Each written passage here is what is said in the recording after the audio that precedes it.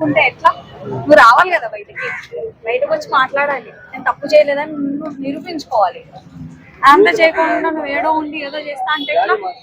అంతే కదా. అంటే ఇప్పుడు ఆ అమ్మాయి ఏమంటారు అసలు అంటే నన్ను మతం మార్చుకోవాలి, నార్మల్ గా అసలు మత మార్పులు అంటేనే ఇది ఒక చాలా పెద్ద క్రైమ్. అందులోనూ వాళ్ళ వైఫ్ వెళ్ళి ముస్లిం గా వచ్చేయి, మా ఆయనకి ఇట్లా ఉండు అట్లుండు, అది చాలా పెద్ద క్రైమ్ నిజంగా. అలాంటి వాళ్ళకి ఎందుకంటే అసలు అలా చేయకూడదు.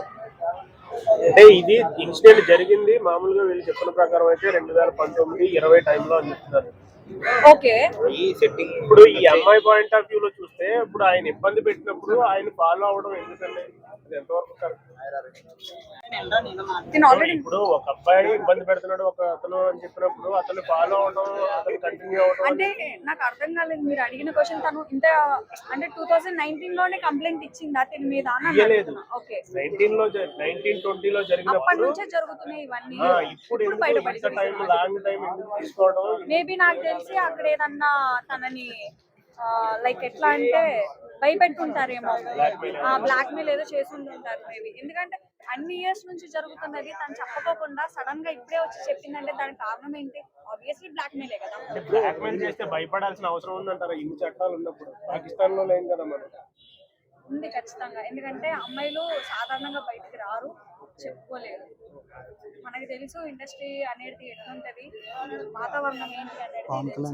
సో ఏదన్నా బయటకు చెప్తే పేరెంట్స్ కి ఏదన్నా అవుతుందేమో, రిలేటివ్స్ సైడ్ నుంచి లేదా మనం ఉంటున్న పక్కన సొసైటీ నుంచి కానీ సరౌండింగ్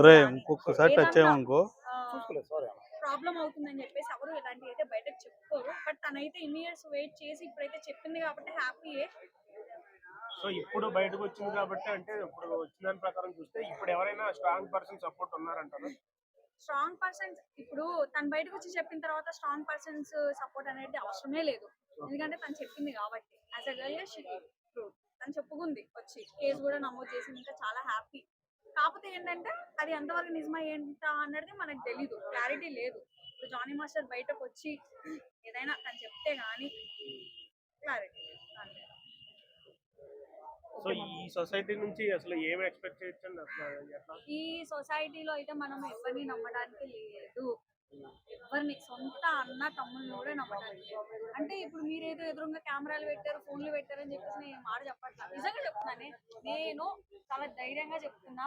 నేను నా సొంత అన్నయ్యని, తమ్ముడిని, నాన్నని కూడా నమ్మను. ఎందుకంటే సిచ్యుయేషన్స్ అలా అవుతాయి, మనం చెప్పలేము సిచ్యుయేషన్స్ ఎలా ఉంటాయి ఏంటి అని చెప్పేసి.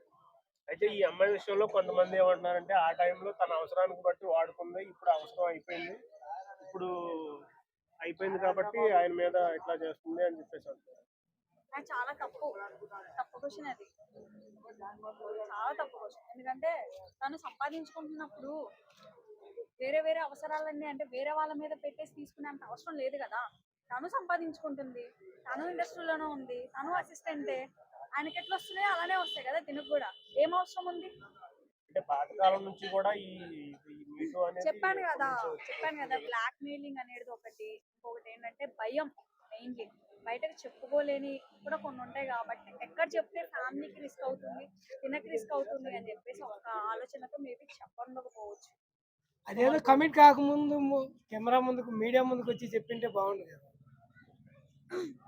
ఎవరు ఎవరైతే ఇప్పుడు చాలా మంది ఎవరైనా సరే ఏదైనా ఇన్సిడెంట్ జరిగితే సోషల్ మీడియా దగ్గరకు వచ్చి చెప్పుకుంటారు.